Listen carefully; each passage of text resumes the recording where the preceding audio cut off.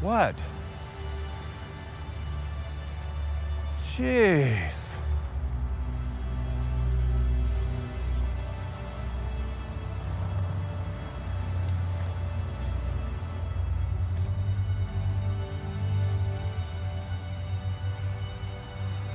Careful, Dennis. This is a piece of crap, Arnie. Oh, but she could be fixed up. Yeah, she could be real tough.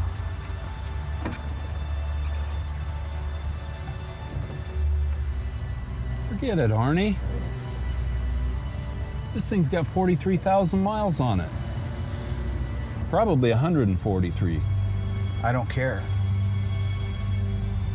I bet the thing won't even start. She'll start. You'll need these.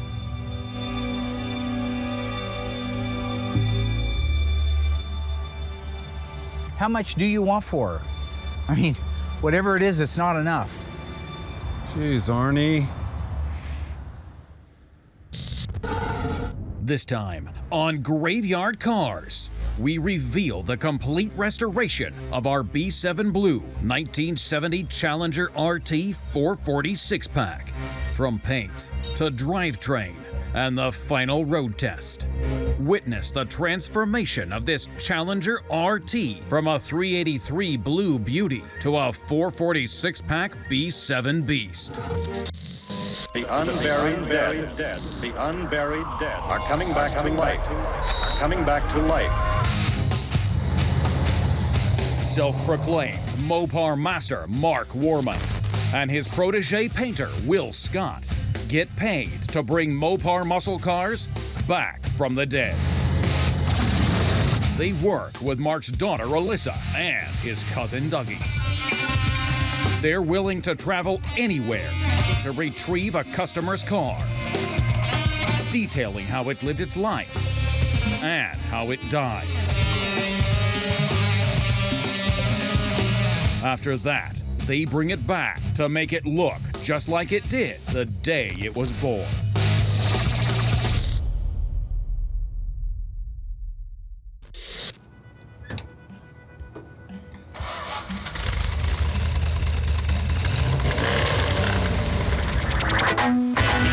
Doug and I are out right now on a maiden voyage in a B7 Blue over B5 Blue interior. It is a manual transmission that uses the pistol grip shifter. The first two letters of the vehicle identification number are J for Juliet and S for Special. It has a 410 Super Track Pack rear end, a Rally instrument cluster with an 8,000 RPM tachometer, and the speedometer goes up to 150 miles per hour. What are we driving?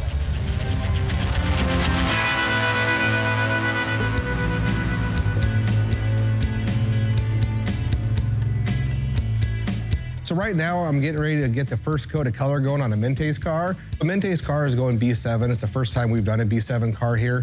So I'm kind of excited to do it because it's a little bit darker than the B5, but both colors are really gorgeous.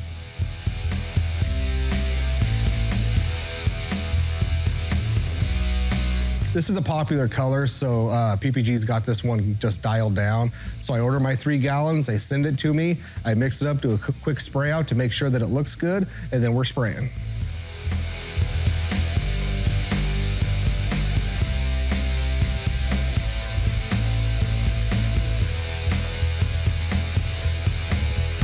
So right now we're getting ready to start the final fit and finish on our 1970 B7 Dodge Challenger. It's just super important to make sure every nut, bolt is in the correct spot, making sure your gaps are good. We put it on the bin pack to relieve some of the pressure, to relieve the sag that happens sometimes when it's on a whirly jig. So with the Mente's car, it's one of the few that we've had here that they come in, is it running, driving, the car had been done in the 80s or 90s, looked good, but wasn't quite up to our standard. So we brought the car in, and just like every other one, we dip them, start all over, and now he's got a nice, clean, all original Challenger. So we get it up there, we relieve that pressure, and then just go around just fine tuning the whole thing, because once everything's set, it stays that way through the rest of the process. So when we take it off the bin pack, it will sag, but you have to trust in what you did before. So when you get the car painted, buffed out, and it's done, it looks great. It might be off a little bit, but once you put it over an assembly side and put it back on the bin pack where it's got more stability underneath it, all those gaps look great.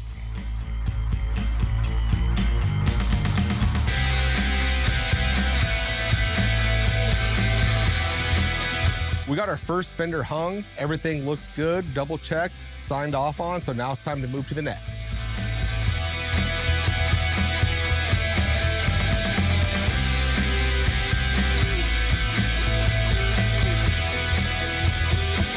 So we got the final fit and finish done on our 1970 Challenger. Everything came out just the way it should. So at this point, we're gonna roll it in the booth and get some color going on it. Right now, we have our 1970 B7 Dodge Challenger in the booth. We're trying to get this car done. It's supposed to be 100 degrees today, and being that it's a metallic, the sooner we can get it done. When it's cooler outside, the metallic will lay out better. So I'm trying to hurry up, get it done, so that way we have a nice clean paint job in the end. This is the first time we've done a B7 car, especially on a Challenger, so I'm excited to get it done and see how it comes out.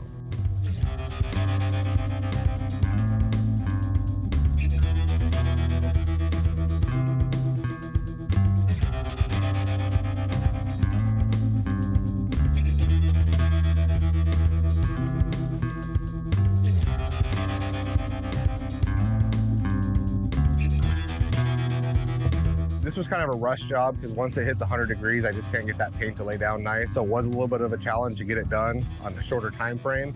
The color laid down great. We were able to beat the heat, get the clear coat done today.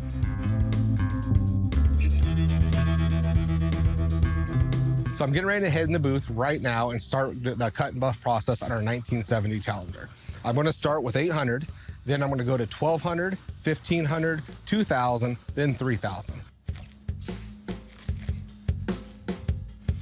So the car's already pretty much been cut, except it hasn't been done with 2000 yet.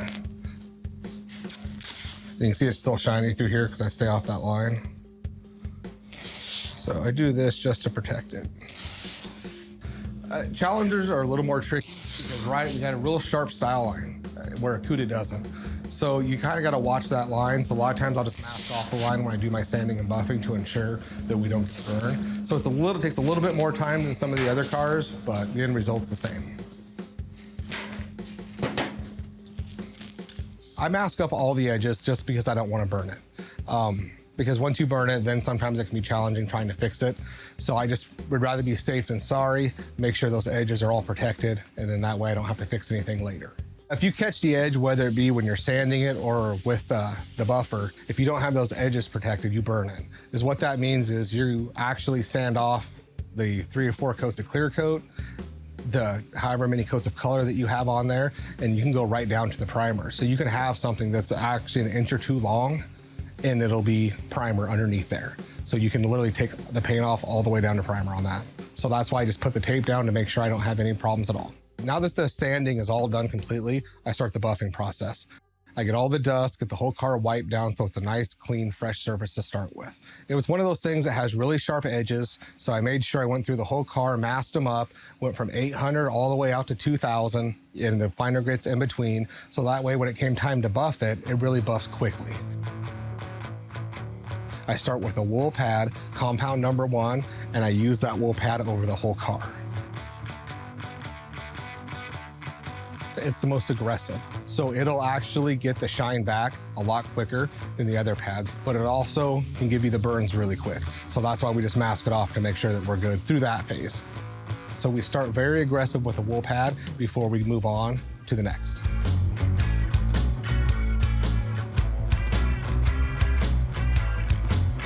These cars are a process. Mark is very meticulous, on every nut and bolt has to be OE. If it's not OE, it's because a customer requested something else.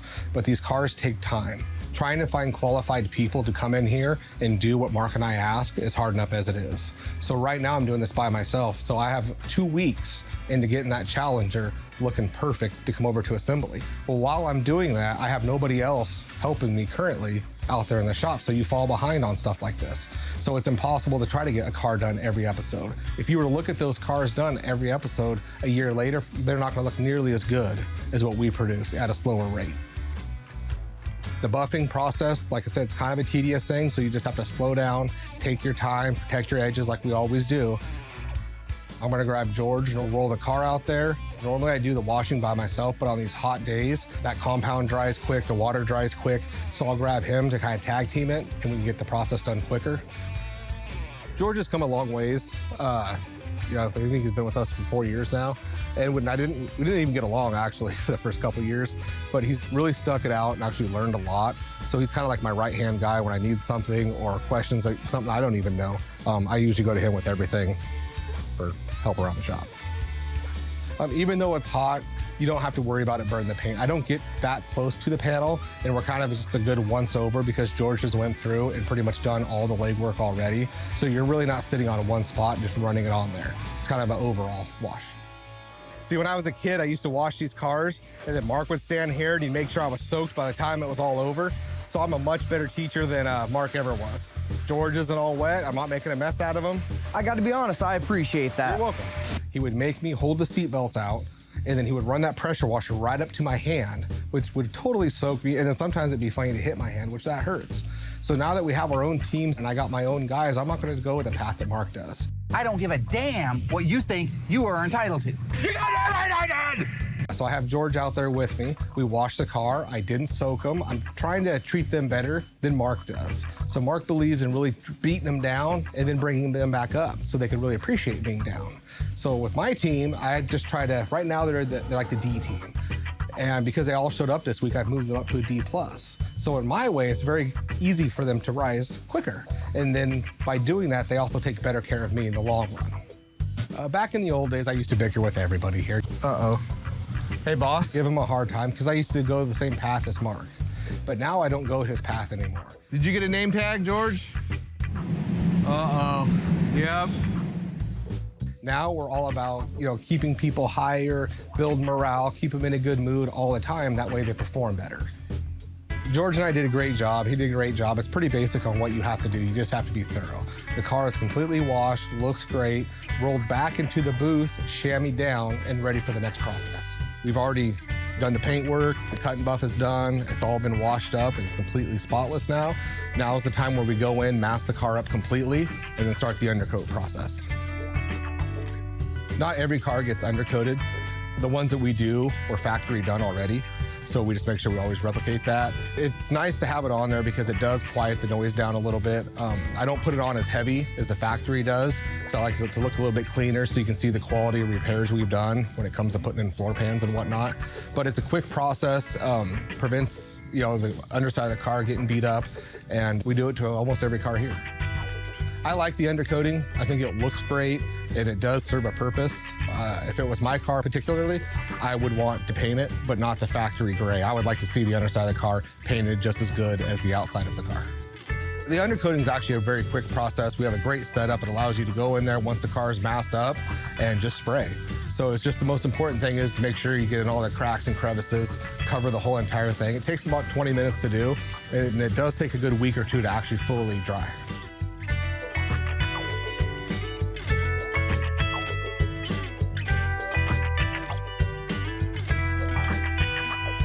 The car looks amazing. The undercoat went perfect as usual. So I'll give that about 30 minutes to kind of dry a little bit, unmask the car completely, and roll it over to the assembly shop. Stay tuned. There's more to come in the restoration and transformation of this former 383. Okay, lowering down. Second floor mannequins and apparel. The Ghouls install the new 440 drivetrain. Hold on, Mark. And Will has a problem with the transverse stripe. There's no bumblebee stripe on it. Car's a bumblebee car, remember? Not like a decal?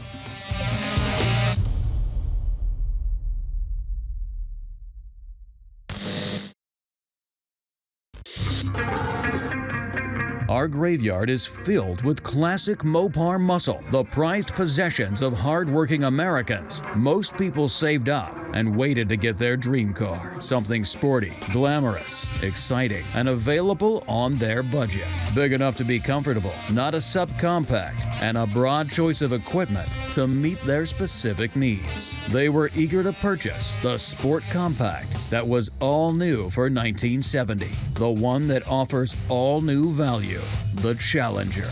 This car, awaiting its own restoration, makes the scene like a bolt from the blue. In Dodge tradition, the Challenger is roomier and features many styling options that win over the Mustang, Camaro, and Firebird. The Challenger is the dream come true, making it our corpse of the week.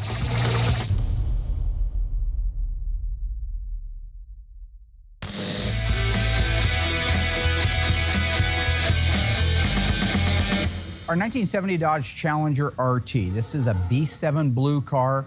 It has a white Bumblebee stripe, black interior. Originally, it was a 383 4-speed car. The customer wants me to convert it over to a 446-pack 4-speed car. So that's what we've been in the process of doing. The drivetrain is all built out. We've been assembling what we can on the car until the drivetrain was done. The other day, we got the deck lid on it. We're starting to do the final sheet metal. So the last piece of final sheet metal is going to be our hood. That's a 3-guy job. It's 2 guys, 1 on each side, 1 at the front holding the balance. It's just better to be safe than sorry. Brewster? Yes, Mark. Okay. Alrighty. What? Okay, raise straight up in the air. These hoods are big and they're heavy, so it is good to have 3 people doing it because it's very easy for a hood to jump or move a little bit and chip a fender. So it gets a little tense, but when you have 3 people just taking your time, making sure you're doing a good job, it usually goes fairly quick. Now, Will, I have a question for you. No, you don't. Yes, I do. Anyway, I was working with the greenhorn. We were putting the deck lid on. Something jumped out at me. I couldn't help but notice. What's that? There's no Bumblebee stripe on it. Car's a Bumblebee car, remember? Not like a decal? No, it's not like a decal. It's a painted-on stripe. V9W to be specific, because it's supposed to be white. Now, I'm just wondering why you didn't put it on there, because it's supposed to go on underneath the paint. Why didn't you tell me? What, Will? Can you lift up in the front a little bit? Why didn't you tell me? Tell you that it's supposed to get a stripe on it? How am I supposed to know if it gets a painted stripe? Because the same reason every other car, the broadcast sheet hanging on the side of the car. What do you think? There was a guy on the assembly line, handsome guy, looked a little bit like Tom Cruise, running up and down the assembly line telling people, oh, don't forget to put stripe on. Don't forget to put how am I supposed fenders to on. know? That's a build sheet. You just put that Hence on the there. word build. No, I did not. That's been on there since the car went through the metal shop. It's not been on there once, sir. Not one time. You literally just put that on there. Why would I just put that on there? Because it's part of your game. No, there is no game. It's all a game with Okay, you. can we just close the hood? That broadcast sheet, I haven't seen that. He probably literally today printed that up and then threw it on there. Because I had no clue that we were supposed to drop a stripe on it. And those are like things that he, like when he's walking through the shop, say, oh yeah, don't forget or give me a heads up. Because I have no fender tag, I have no broadcast sheet. The only thing I know is it goes B7. I'll have to do a little last minute dial in on it. Push the back edge of that hood down. Yeah, I just got to drop the back of the hinges down a little bit. Okay. The hood looks good. It needs a little bit more tweaking. We leave that for Mark to do. You know, he's a perfectionist at it. He's actually really good at it. So he'll dial this thing in, but color looks great. Everything matches like it should. Looking amazing. Okay, are we done? You're dismissed. Thank you. Will, you're not done. The V9W stripe, as you know. The white stripe. Next time, read the broadcast sheet. Put a broad. There was a broadcast sheet. It was not there. I've done this whole car from start to finish. Listen, I've made mistakes too. I didn't realize at the time I was a greenhorn. I didn't realize that the way they did it was like before the car ever got purple or blue. If it got a Bumblebee stripe on it, they painted the back of the car almost to the front edge of the deck lid. Then they did a reverse mask, masked off the rally stripes, painted the car, pulled it off, and they were done. Okay. So when you run your finger across a factory stripe, if it was brand new, right what? You wouldn't feel the line. Of course you'd feel the line. No. We're not clear coating over it, it's an enamel paint. Can I finish now? If you ran your finger over it, you would notice that the white paint is lower than the other paint, okay? Because the other paint's on top of it. That would make it higher, okay? In this case, it's going to be reverse. Right. So all I need you to do is keep that millage way, way down. Absolutely. Okay, so at the very leading edge, I want 1 coat of clear. I don't want 3 coats of polyurethane clear. I want 1, and it has to be clean, unlike most paint jobs, so I can get that I can take down care of it. flat. I can take care of it. Now, I will get you the original engineer drawings, if that would help. Sure. You'll have to be able to read. I do. Okay, good. If you couldn't, for some reason, read, Are we done? there's a yellow car out back with a factory bumblebee stripe on it. That'd probably be easier for you than reading all those pesky numbers. 16 this, 8 that. You know what I'm saying? I You got it. see what I mean? So the question is, did I hang the broadcast sheet on the car after the fact? I'm not going to confess to anything. I'm not going to deny anything. Let me ask you this. How can Scooby-Doo talk? Go-kart Mozart checking out the weather chart. What's that? JFK. Nobody's ever going to figure out, you know, what was it Oswald acting alone? Was it the Russians? Was it the mob? You know. What's the question?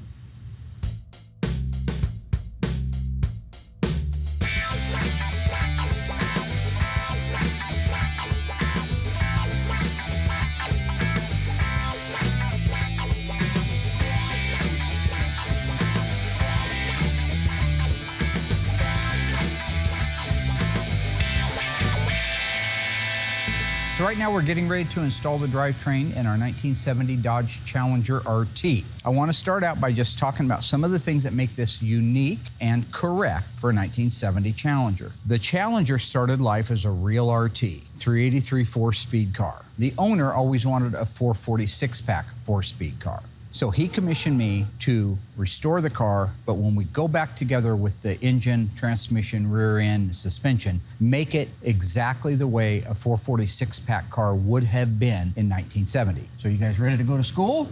Yeah. Let's start with the clutch and fan blade assembly. The gentleman who owns this car wants it to be an A34, which also means it has max cooling. Heavy-duty max cooling, which means it gets a 26-inch radiator, a fan shroud, this fan blade, and this clutch fan. The 2806070, that is the correct fan from 1968 to 1971. That is a correct reproduction of the very, very difficult to find in good shape fan, because it's at the front of the engine.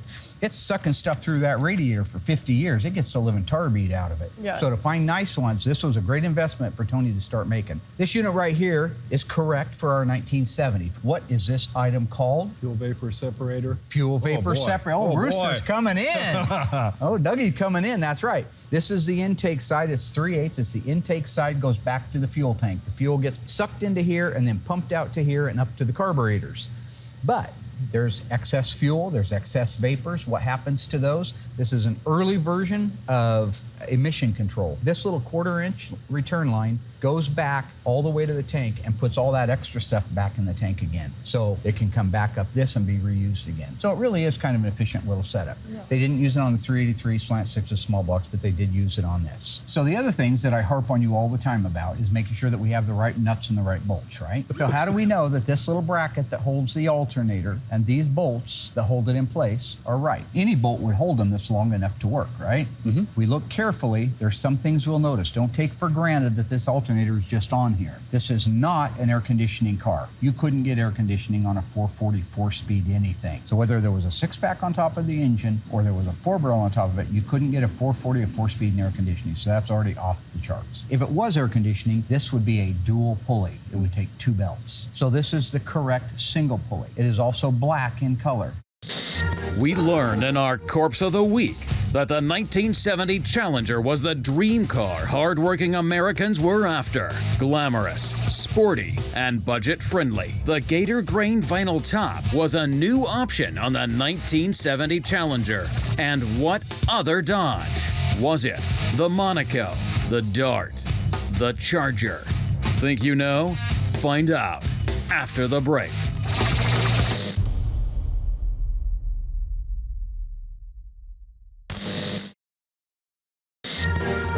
Welcome back, ghouls. We learned that the 1970 Challenger was equipped with many styling options. One option was the new Gator Grain vinyl top. What other Dodge car was available with a new Gator Grain top? If you guessed the Charger, you were right. For Dodge in 1970, the new Gator Grain vinyl top was only available on the Challenger and the Charger.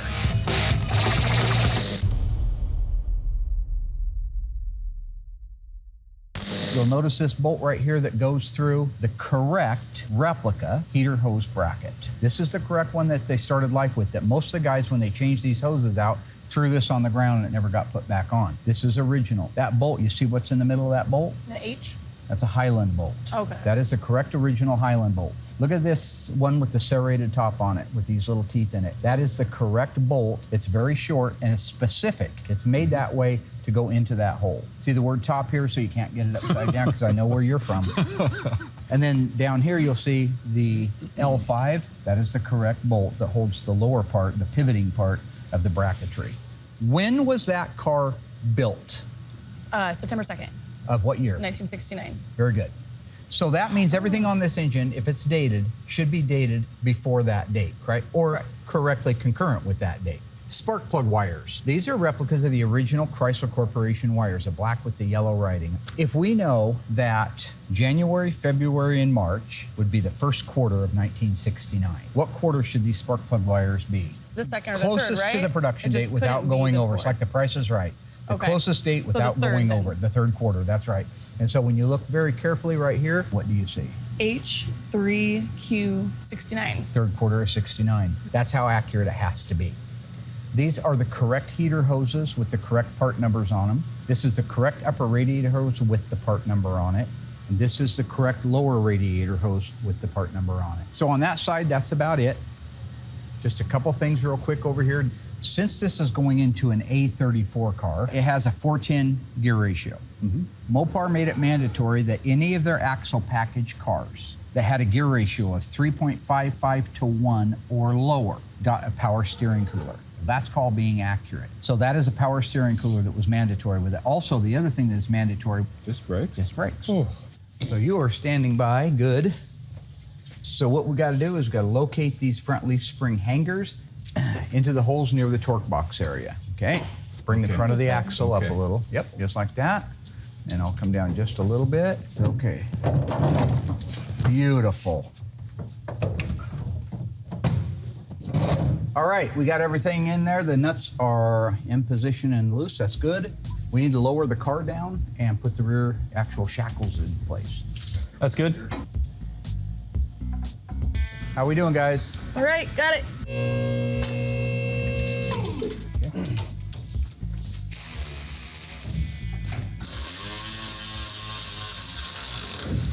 Awesome.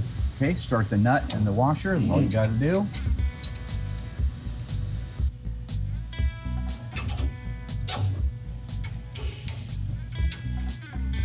Yeah, tighten that down till I see.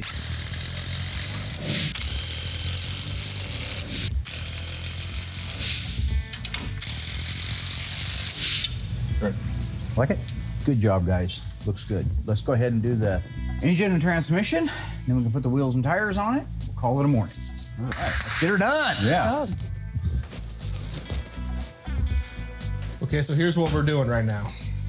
Mark has told me what the color is that goes on the back of this car. I just like to come in and double check, especially for the fact that Mark has went and purchased the original books from 1970 and 1971 from PPG. It's a great thing to have. Right now we have a lot of the photocopies, but these are the actual originals. So we flip through, find the 1970. We have the W1, which is the white. So that's our white that we'll be using. And one of the best parts about this is when you go to the back, it actually lists what everything was for with these colors.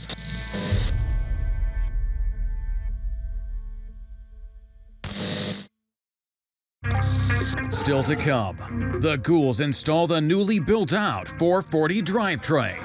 Will lays out the very unique white transverse stripe, despite Mark's interference. Now don't really follow him. Just quit filming, because this is where he likes to start popping in. And and the Dodge driving duo take this B7 beast for a road test.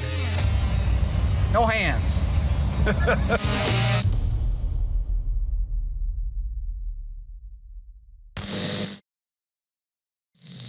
Okay, let's do it. I'm gonna run the hoist. Load her in there. Load her in there. I'm gonna give you the eyeball line. I can usually call it within a millimeter.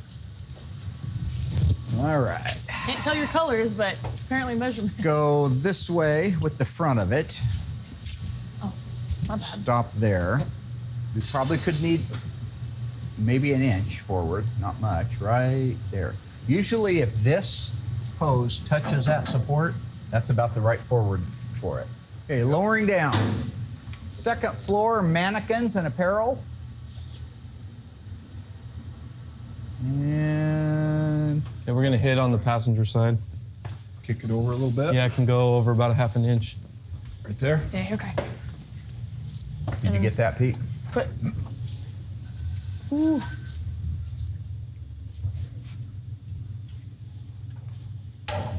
Oh. Hold on, Mark. Okay. Okay, lowering. Wow, we actually cleared everything except for Oh. a shock. You go up just a little bit. I got the shock. It'll pull down. Down. Pull it straight out the front. Yep. There you go. So right now everything is installed as far as the engine is completely restored and installed. Pass-on transmission, did the Hemi 4-speed. It's all done and ready to go. We'll have to do our assembly line markings on it. That's all that'll be left there. Rear end is in place, which is great. So now they're just making final connections. We'll put the wheels and tires on it, let it down.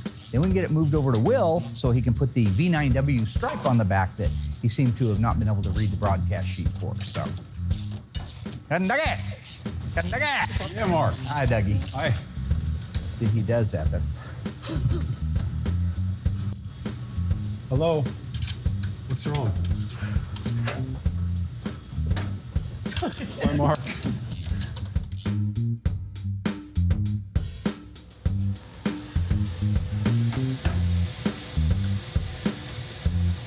So once we have it all brought up here like we do, we have our amount already put in, 15 ounces. You just go to label.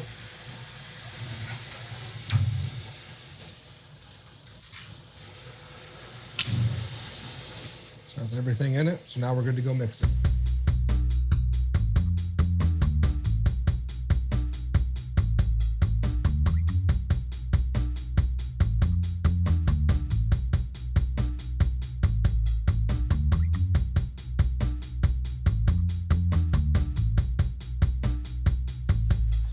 Right now, we're getting ready to lay the stripe out on this. It was supposed to be done ahead of time, but Mark hid the build sheet from me, so I had no clue that it got a stripe.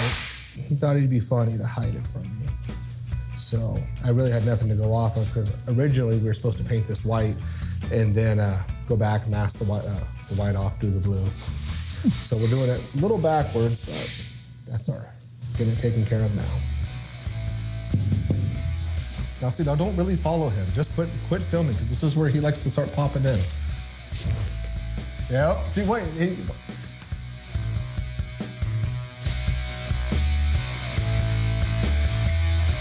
This color is Spinnaker white, and the paint code is W1. It's a creamy white. When you first spray it, it looks like it's really, really off, but once you unmask the car and look at it, it is a creamy white, but it's not as noticeable once you get the blue. All right, ghouls. Another moment to test your knowledge about 1970 Challengers. Chrysler sold over 83,000 Challengers in 1970. True or false? Duster sales in 1975 surpassed any individual year of Challenger sales from 70 to 74. Are we telling the truth? Find out after the break.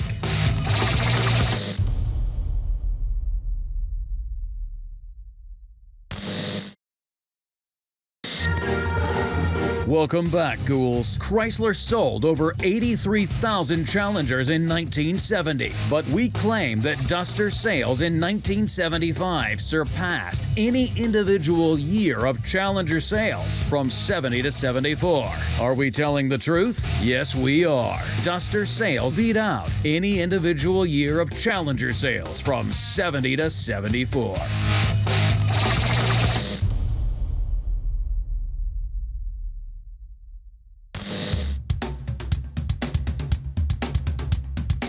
So with our 1970 Dodge Challenger, we're getting close to getting it across the finish line. Gonna do a fire up on it right now. We have not started this engine. Usually we do an engine test run, but we didn't get an opportunity on this one. So we're gonna check for oil leaks, make sure that it runs well.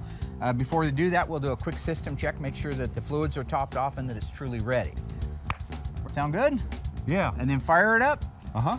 Okay. Oil. Doug, you want to check the antifreeze? Nice and full. Look at that. Looks good. You good? The coolant's good. Okay. And power, We're getting fuel. power steering is full. Okay. Okay. I'm going to try to start her up. Like Mick Jagger said, start me up. Never stop. Never stop.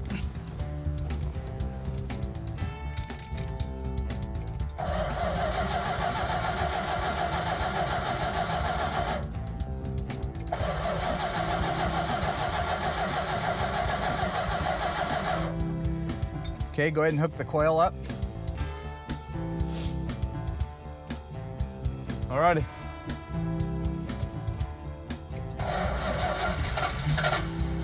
Sounds better. Yeah. Almost.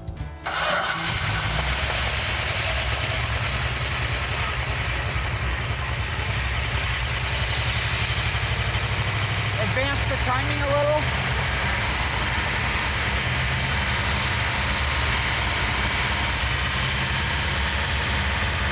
A little more timing.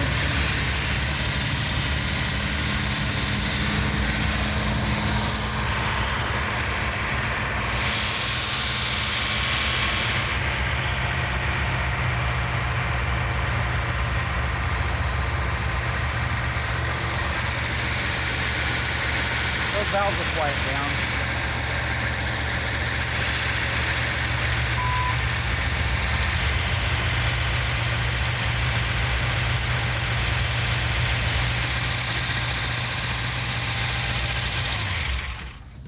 All three gauges pegged, and it hasn't ran long enough to do that. So we have something inside there on the wiring that's not right. Yeah.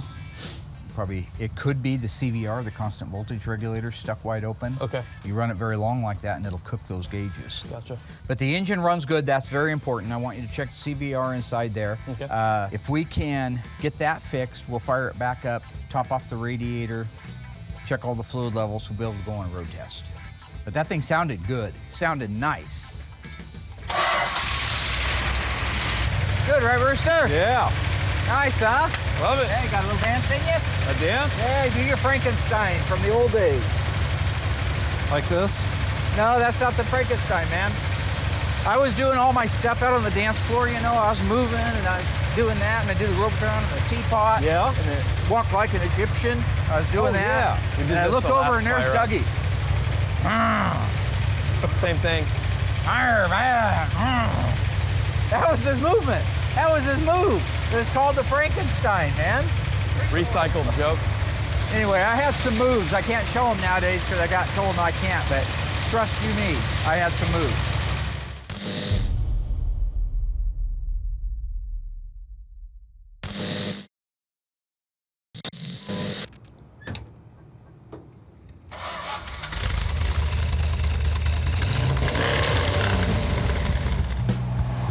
So Doug and I are out on our maiden voyage in the 70 Challenger RT 440 6-pack 4-speed. This is a tribute car, originally a 383 Magnum, but we made it into a 440 6-pack because that's what the owner wanted.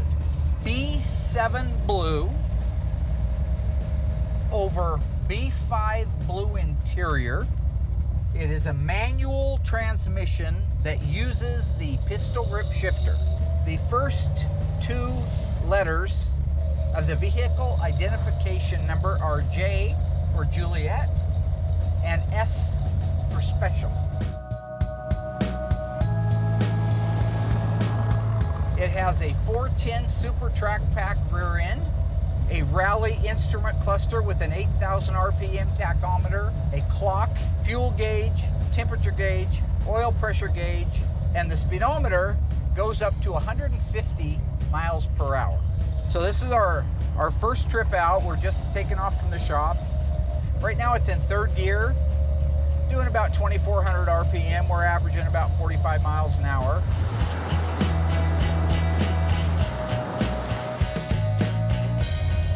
feels good. See how it pulls here. This is a 3rd gear pull.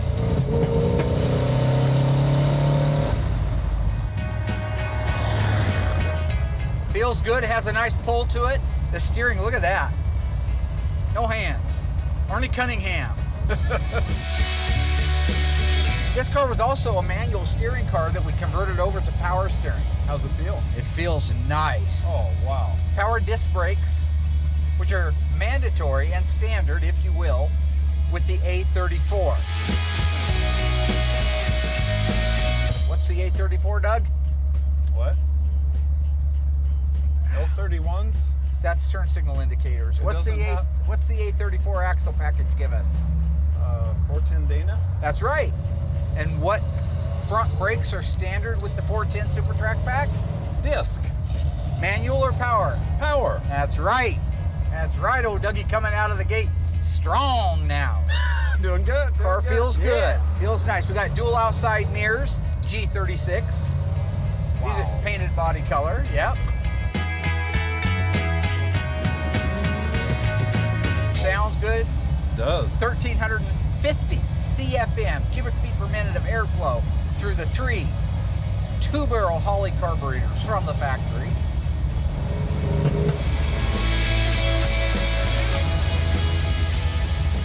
Okay, we're going to shift down to 2nd, which is pretty fast right now. We're doing about 50.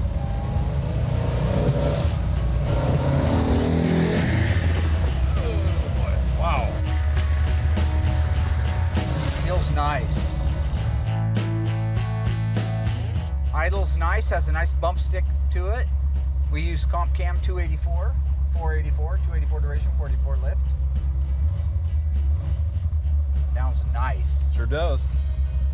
Got our brand new AMD interior trim panels. Now see, these were impossible to find a while back. Nobody was reproducing them. Well, that's not true. The people that were reproducing them were doing a terrible job, and they looked hideous. Oh, these, go ahead. These look nice. They do look nice.